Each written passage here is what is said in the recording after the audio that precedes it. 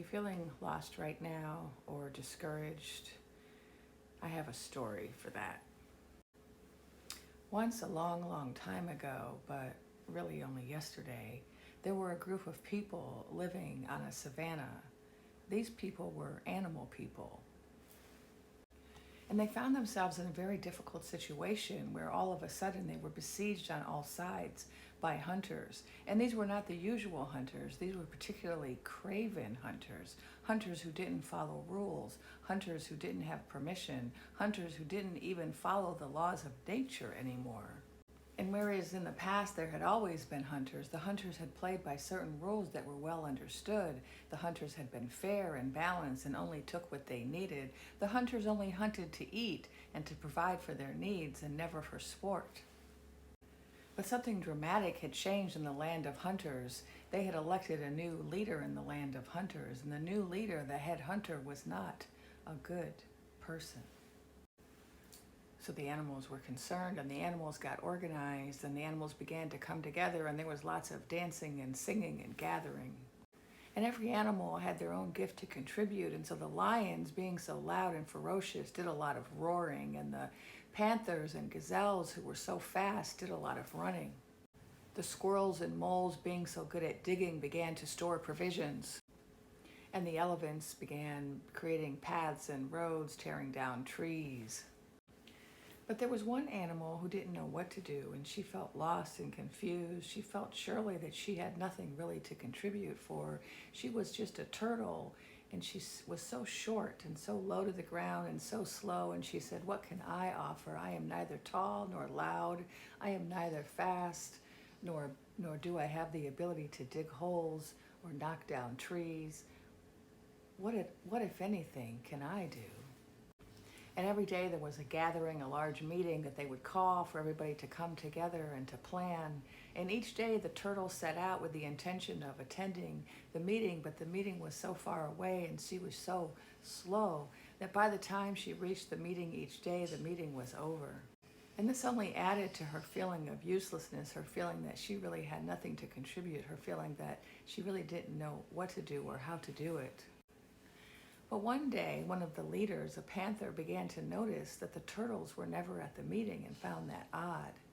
And the turtle turned to the lion, the other leader, and said, "Don't you find it strange that the turtles aren't here?" And the lion said, "It's not strange. They're just lazy and apathetic. They just don't want to come to our meeting. They'd just rather stay at home and attend to their own selfish affairs." But the panther said, "I don't know. Maybe there's another explanation." And so the panther went to the village of the turtles to inquire.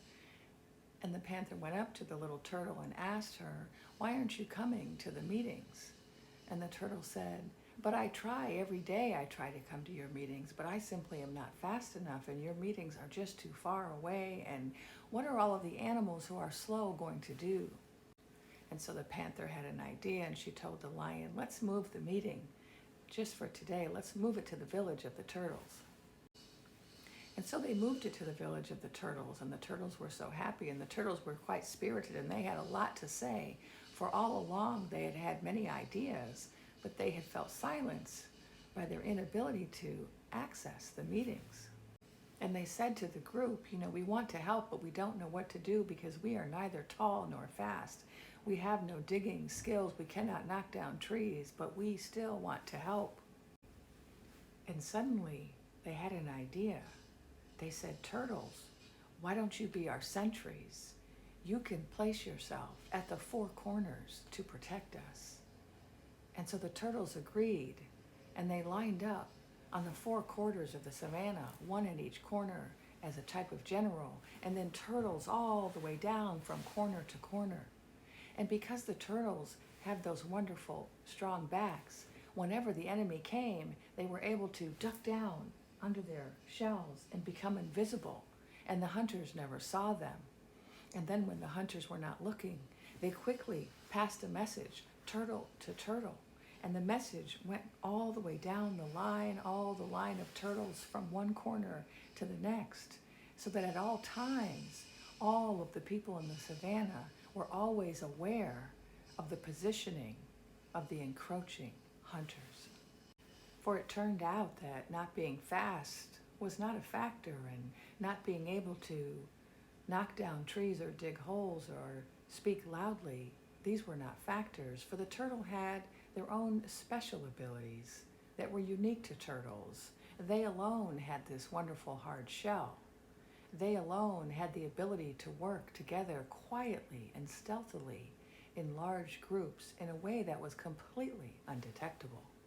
And when they finally realized what their gifts were, all of the turtle women and all of the turtle men and all of the turtle people who were neither women nor men, the two-spirited turtle people, were all finally able to step fully onto their path and contribute to the movement they wanted so much to be a part of.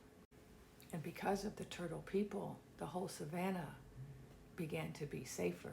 Everybody began to feel safer because they had these sentries always watching, always looking, always aware and able to report, to deliver the messages to the people. One day, while that first turtle was out delivering messages along the turtle path, she came across a snail. And the snail was looking very sad. The snail was crying, boo-hooing, not looking up. And the turtle said, "Tell me, snail, what's wrong?" And the snail said, "Oh, I so want to contribute, but what can I do? I'm so small and slow and weak. How can I contribute?" And the turtle said, "Listen, snail, I'm going to tell you a story. It's my story." And so she did.